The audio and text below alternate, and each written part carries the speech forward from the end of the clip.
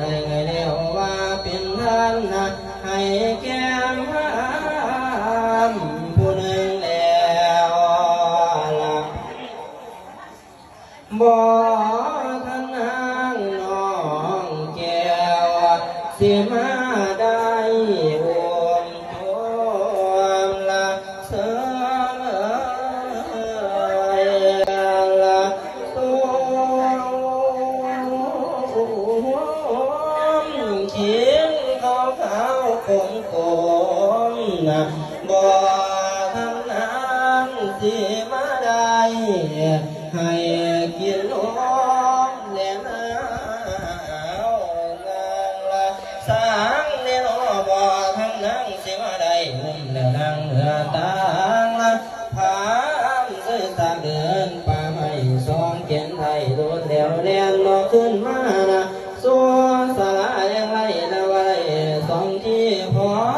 ยมาเอาสองเทียนะก็คือเราละเพื่อว่าจะเอาไปเป็นข่อยสวงใส่ดีเดียแก่ลังหามมันนุ่งหอสอ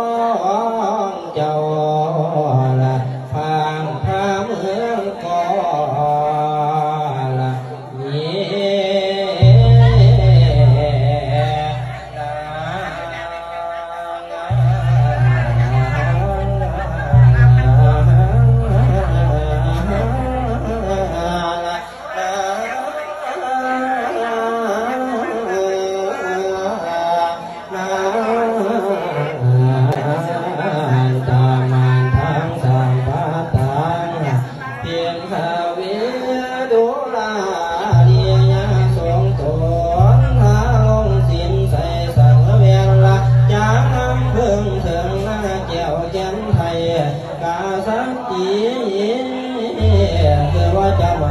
สีสั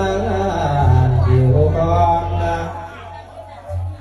ตัวอิ่มพร้อมย้อมปะลงหนังนาตาละผ้าพรมโดยพระลานแต่นางตาเดินหาสองสี่ตัวละลูกตัวละถือตอง